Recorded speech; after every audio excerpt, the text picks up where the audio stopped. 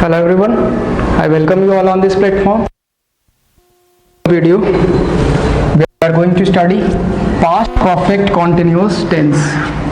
Okay जैसा आप लोग जानते हो टेंस का सीरीज स्टार्टिंग से चलता आ रहा है, ठीक है, और हम लोग पास्ट परफेक्ट कॉन्टिन्यूअस पे पहुंच चुके हैं। ओके तो आज देखने वाले पास्ट परफेक्ट कॉन्टिन्यूअस टेंस। तो हम लोग ये चीज को समझ चुके कि परफेक्ट एक्शन क्या होता है एंड कॉन्टिन्यूअस एक्शन क्या होता है। ठीक है, आप लोग एक्शन को समझ जाओगे ना, सिचुएशन समझ जाओगे कि किस सिचुएशन में इस टाइप का सेंटेंस, इस टेंस का सेंटेंस बोला जाएगा, ठीक है, तो आपको कोई दिक्कत नहीं होगी। आप आइडेंटिफिकेशन के चक्कर में मत रहो कि इसके लास्ट में ये लगा रहे वो लगा रहे, ठीक है, आप सिचुएशन को एंड एक्शन को समझ गए कि किस एक्शन के लिए हम लोग ये यूज करेंगे ना, ठीक है, तो बहुत ही क्लैरिटी आएगी।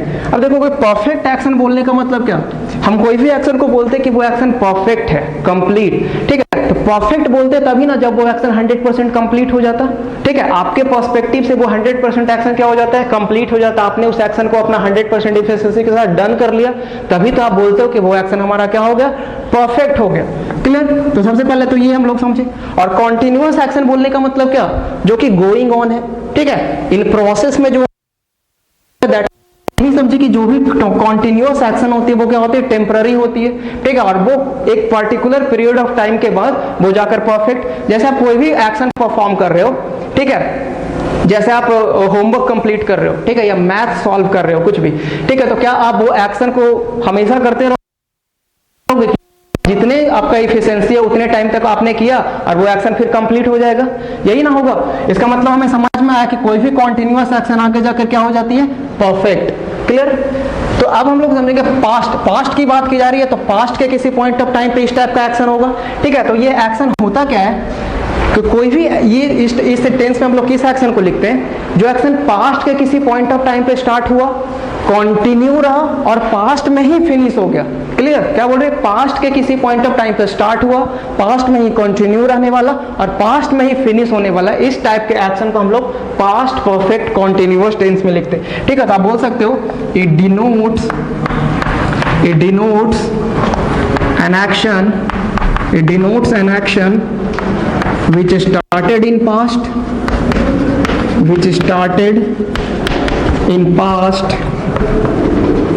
continued and finished in past. Clear ना, आप लोग समझ रहे हो? क्लियर?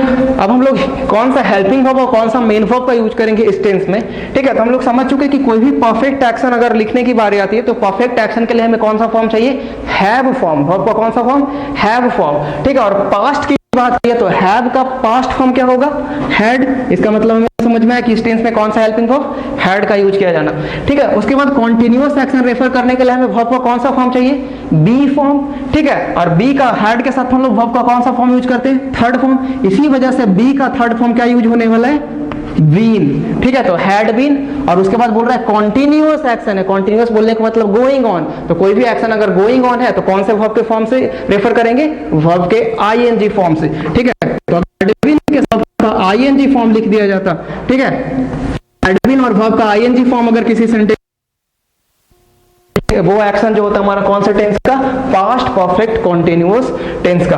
ओके, तो जैसे फॉर एग्जांपल आप देख सकते हो, for example they had been suffering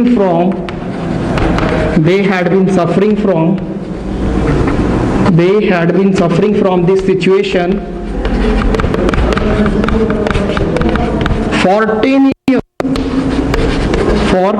years। Clear? तो देख रहे हो यहाँ पे क्या यूज किया गया, हैड बीन के साथ कौन सा वर्ब का फॉर्म, आईएनजी फॉर्म, और उसके बाद क्या यूज किया गया, for a period of time, ठीक है। हम लोग फॉर एंड सिंस का यूज बहुत ही डीपली प्रेजेंट परफेक्ट कॉन्टिन्यूअस में देख चुके हैं, ठीक है। थोड़ा सा यहाँ पे भी ओवरव्यू दे दिया जाएगा, है ना। तो they had been suffering from this situation for 10 years, वो 10 सालों से इस सिचुएशन को फेस कर रहे थे, पास्ट की बात की जा रही है। ठीक है, अब यहाँ पे एक चीज समझ में, आप लोग प्रेजेंट में भी देखे थे कि जब कोई भी एक्शन गोइंग ऑन होता है, ठीक है, कॉन्टिन्यूअस एक्शन की अगर बात की जाए, उसमें अगर टाइम एक्सप्रेशन को ऐड कर दिया जाता है, कोई भी टाइम एक्सप्रेशन, वो टाइम एक्सप्रेशन या तो पीरियड ऑफ टाइम हो सकता है या तो पॉइंट ऑफ टाइम हो सकता है। अगर पॉइंट ऑफ टाइम की बात करोगे, ठीक है, तो उसके लिए हम लोग कौन सा वर्ड यूज करते हैं? सिंस का यूज किया जाता। अगर period of time, duration of time की बात की जाती है, ठीक है, तो उसके लिए हम लोग कौन सा वर्ड? फॉर का यूज करते हैं। क्लियर? ये सब हम लोग देख चुके।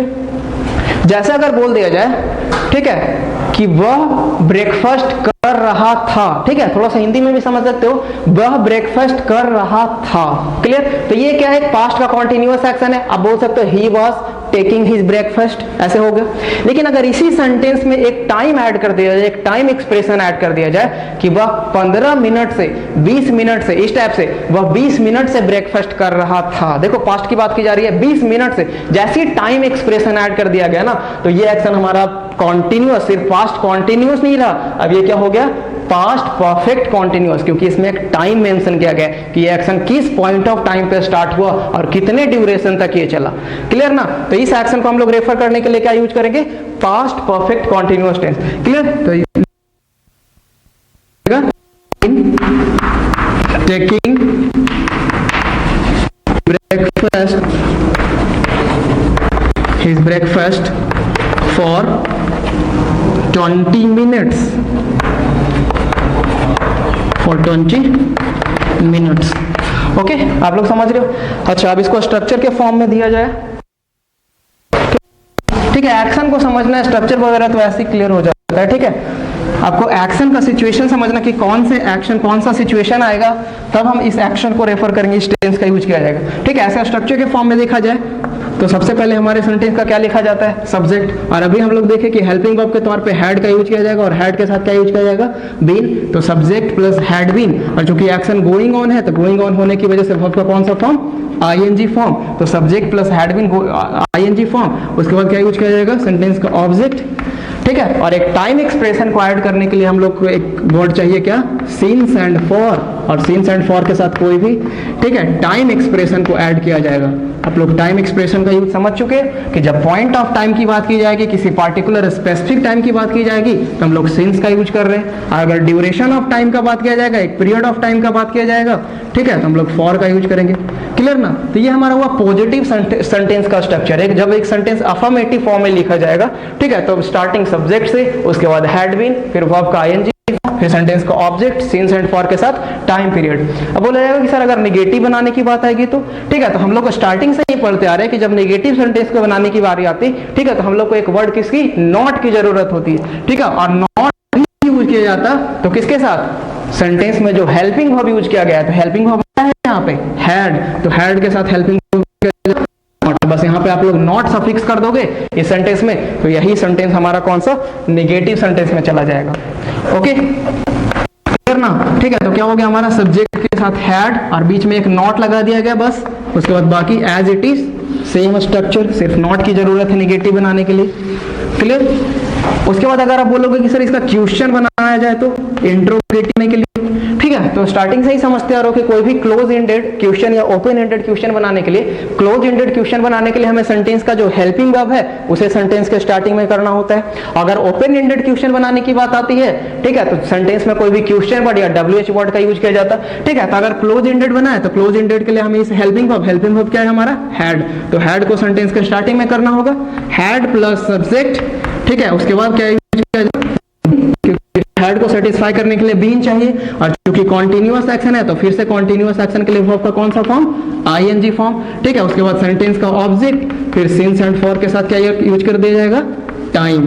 सिंस एंड फॉर के साथ टाइम यूज कर दिया जाएगा, इतना ही यूज कर दिया गया, तो ये हमारा क्या बन गया? हमारा इंट्रोगेटिव में भी कौन सा? Close ended. क्लियर ना? आप लोग समझ चुके हैं क्लोज एंडेड और ओपन एंडेड क्या होता है। क्लियर? अब इसका WH अगर इसी के सेंटेंस का बोला जाए कि फिर से नेगेटिव बनाया जाए, इंट्रोगेटिव प्लस नेगेटिव, तो आप क्या करोगे? यहाँ पे फिर से नॉट सफिक्स कर दोगे। ठीक है, जैसे ही नॉट यूज कर दिया गया तो ये हमारा क्वेश्चन भी है, और यहाँ पे ध्यान देना कि लास्ट में हमें क्या देना? Question mark. लास्ट में नोट ऑफ इंट्रोगेशन देना बहुत ही जरूरी है, क्योंकि ये सेंटेंस क्या है? एक क्वेश्चन। अगर इसका ओपन एंडेड जाएगा तो ओपन एंडेड बनाने के लिए स्टार्टिंग में क्या? कोई भी WH वर्ड लिखो। ठीक है, व्हाट, वेयर, हाउ, विच, कोई भी WH वर्ड क्वेश्चन वर्ड जो कि यहाँ पे क्या हो, रिलेवेंट हो, जिससे मीनिंग तैयार हो, है ना। उसके बाद सेंटेंस का क्या यूज किया जाएगा, हेल्पिंग वर्ब, तो हेल्पिंग वर्ब हमारा हैड।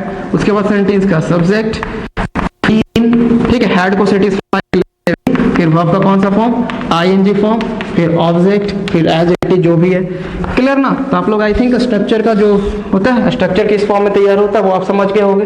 ठीक है, आप एग्जांपल देंगे तो और क्लियरिटी आएगी। ठीक है, एग्जांपल दिया जाए, जैसे लिखा जाएगा, for example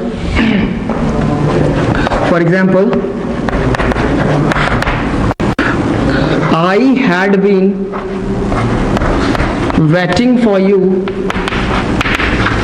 I had been waiting for you since morning।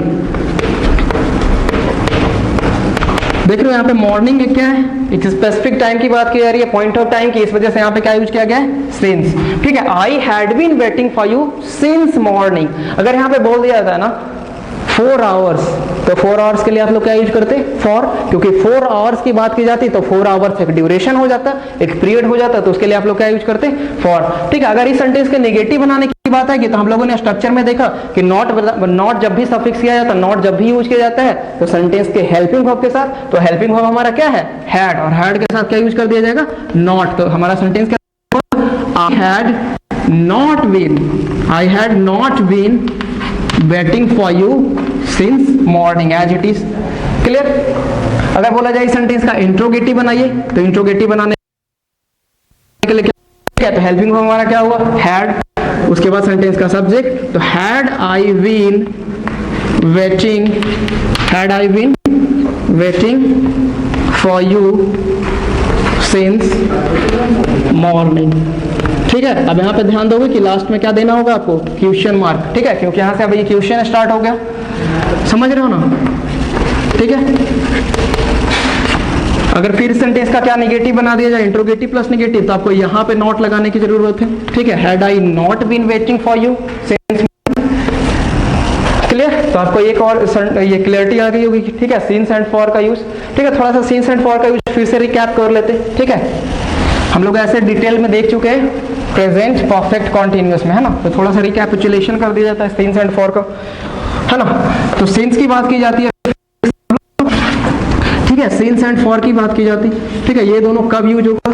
ठीक है, तो सिंस एक स्पेसिफिक टाइम को रेफर करता है। ठीक है, स्पेसिफिक टाइम आप लोग समझते हो, स्पेसिफिक टाइम, या आप इसको बोल सकते हो एक पॉइंट ऑफ टाइम के लिए, एक पॉइंट ऑफ टाइम। वो स्पेसिफिक डेट हो सकता है, वो कोई स्पेसिफिक मंथ हो सकता है, वो स्पेसिफिक ईयर हो सकता है। क्लियर ना, वो कोई स्पेसिफिक ओकेजन हो सकता है। क्लियर। ठीक है, तो आप बोलोगे since his birthday, since his birthday, तो बर्थडे क्या है, किसी का स्पेसिफिक डेट ही तो है। सिंस जनवरी, तो सिंस जनवरी, जनवरी क्या है, एक स्पेसिफिक मंथ है। सिंस 2015, तो 2015 क्या है, एक स्पेसिफिक ईयर है। क्लियर ना। तो इस टाइप से जब यूज होता है, ठीक है, जब कोई स्पेसिफिक डेट, स्पेसिफिक मंथ की बात की जाती है, तो उसके साथ हम लोग क्या यूज, ठीक है, सिंस मॉर्निंग। जैसे कोई लाइफ का स्टेज भी हो, ठीक है, जैसे चाइल्डहुड, तो आप बोल सकते हो सिंस चाइल्डहुड। ठीक है ना, सिंस 2015। ठीक है, सिंस 12 o'clock। ठीक है, देखो 12 o'clock की बात की जाएगी तो 12 बज रहा है घड़ी में। ठीक है, तो वो भी एक पॉइंट है, वो एक स्पेसिफिक टाइम है ना। तो सिंस 12 o'clock। ठीक है, इस टाइप से। क्लियर ना। ठीक है, तो आप लोग ये समझ गए। अगर फॉर की बात की जाएगी तो फॉर हमारा क्या, ड्यूरेशन या पीरियड ऑफ टाइम के लिए यूज किया जाएगा, है ना, ड्यूरेशन या पीरियड ऑफ टाइम के लिए। ठीक है, तो ड्यूरेशन आप लोग समझ रहे हो, बोले 4 months, 5 years, 2 hours। ठीक है, देख रहे हो ये ड्यूरेशन है। जैसे आपके घड़ी में, आपके वॉच में 12 बजा हुआ, ठीक है, और बोल रहे हैं 3 hours, तो 3 hours 12 बजे से लेकर 3 बजे तक क्या है, एक कोई पॉइंट है क्या, कि एक ड्यूरेशन की बात की जा रही है, एक पीरियड ऑफ टाइम है। ठीक है, तो इसके लिए आप क्या बोलोगे, फॉर। ठीक है, तो for 3 hours, for 3 hours। Clear. For 2 days, for 6 months। ठीक है, तो बस रिकैपिचुलेशन होगा। ठीक है, आप लोग समझ गए कि फॉर एंड सिंस का यूज कैसे किया जा रहा। क्लियर ना। ओके, तो एक दो एग्जांपल और देखते हैं, उसके बाद हम लोग क्वेश्चन की प्रैक्टिस करेंगे। ठीक है, जैसे एक और एग्जांपल दे दिया जाए, for example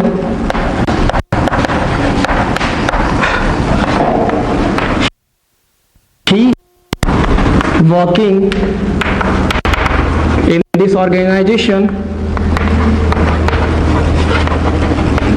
He had been working in this organization for 5 years.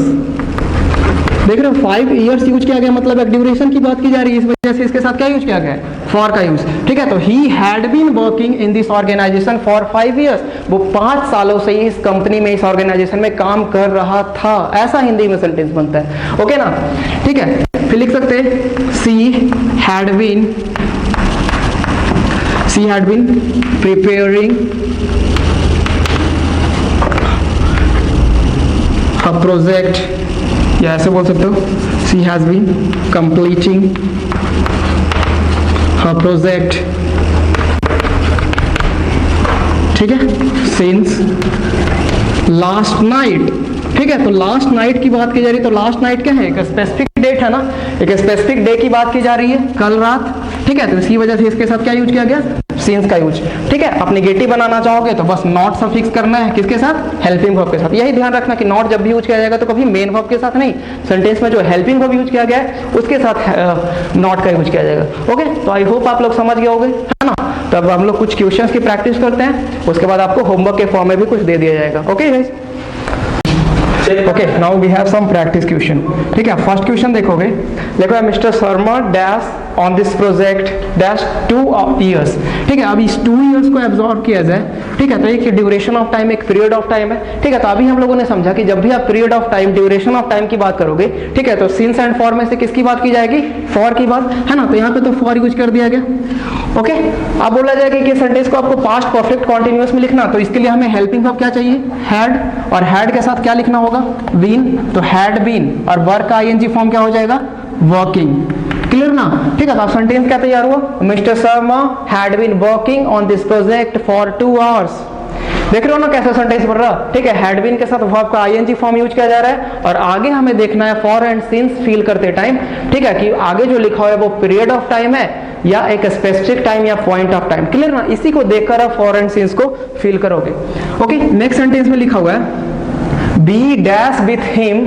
ठीक है, डैश 3 hours। फिर से 3 hours को आप देख रहे हो, तो 3 hours क्या है, एक ड्यूरेशन ऑफ टाइम है ना। तो ड्यूरेशन के लिए हम लोग क्या यूज करेंगे, फिर से फॉर यूज किया गया, है ना। और इस एक्शन को अगर क्या बनाना है, पास्ट परफेक्ट कॉन्टिन्यूअस, तो इसके लिए हमें हेल्पिंग वर्ब क्या चाहिए, हैड, और हैड के साथ क्या लिखना होगा, बीन। उसके बाद गॉसिप। गॉसिप का मतलब समझते हो ना, टॉक करना, गप करना। जब 3-4 लोग बैठ के आपस में गपशप करने लगते हैं, दैट इज गॉसिपिंग, है ना। तो उसके लिए उसका आईएनजी फॉर्म क्या हो जाएगा, गॉसिपिंग। क्लियर, तो B had been gossiping with him for 3 hours। Clear. उसके बाद थर्ड सेंटेंस लिखा हुआ है आपके पास, he dash for the exam, he dash for the exam. ठीक है, 2015। देख रहे हो, अब 2015 की बात की जा रही है, तो एक पॉइंट ऑफ टाइम, एक स्पेसिफिक टाइम की बात की जा रही है, तो इसके साथ हम लोग क्या यूज करेंगे, सिंस का यूज। क्लियर ना। ठीक है, तो सिंस 2015। उसके बाद बोला जाएगा कि इसको क्या पास्ट परफेक्ट में लिखना, तो क्या लिखा जाएगा, हैड बीन, और प्रिपेयर का आईएनजी फॉर्म क्या हो जाएगा, प्रिपेयरिंग। आप लोग समझ रहे हो ना। ठीक है, तो हो जाएगा he had been preparing for the exam since 2015। Clear. उसके बाद लिखा हुआ है दे डैश द हाउस। ठीक है, 2 months। फिर से देख रहे हो 2 months, तो 2 months की बात की जा रही है, तो 2 months अपने आप में क्या है, एक ड्यूरेशन है, एक पीरियड ऑफ टाइम है। ठीक है, बार बार एक ही चीज को बोल रहे हैं, एकदम माइंड में फिक्स हो जाना चाहिए, है ना।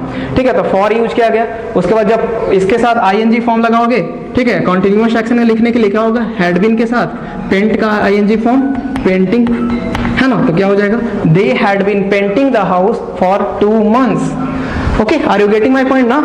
ठीक है, उसके बाद 5 नंबर में देखोगे सी डैश हर रूम। ठीक है, 3 o'clock। क्लियर ना। अब देख रहे हो 3 o'clock, तो 3 o'clock की बात की जा रही है, तो 3 o'clock अपने आप में क्या है, स्पेसिफिक टाइम, एक पॉइंट ऑफ टाइम। तो इसके लिए हम लोग क्या यूज करेंगे, सिंस का यूज।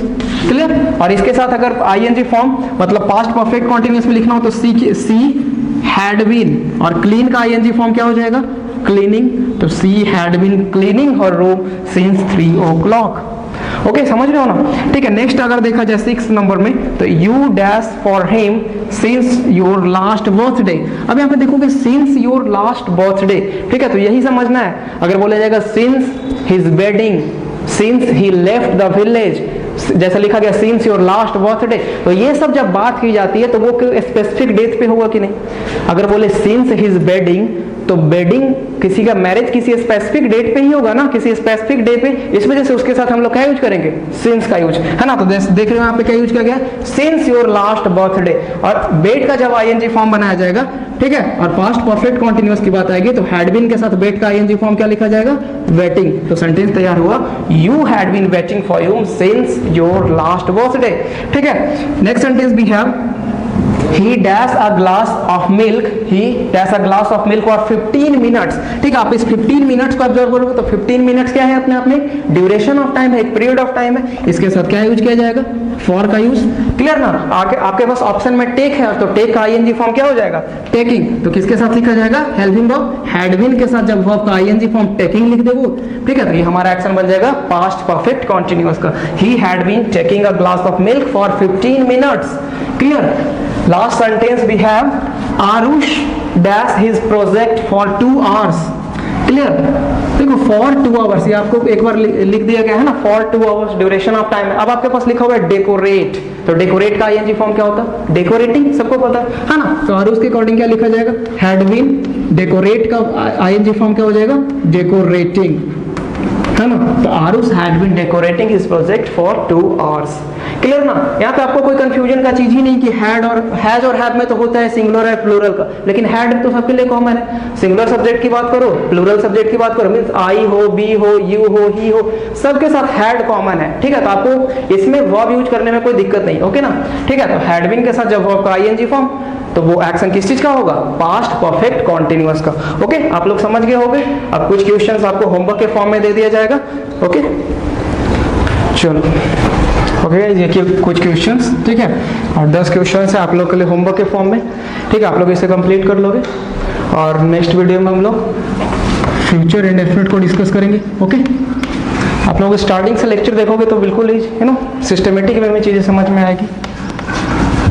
ओके ना। तो नेक्स्ट हम लोग फ्यूचर इंडेफिनिट को डिस्कस करेंगे। आप लोग होमवर्क कंप्लीट कर लोगे लेक्चर पूरा पहले देखने के बाद, ठीक है। जब स्टार्टिंग से लेक्चर देखोगे तो बिल्कुल ही सॉल्व हो जाएगा। ओके, तो see you in the next video. Keep smiling, keep practising, take care, thank you.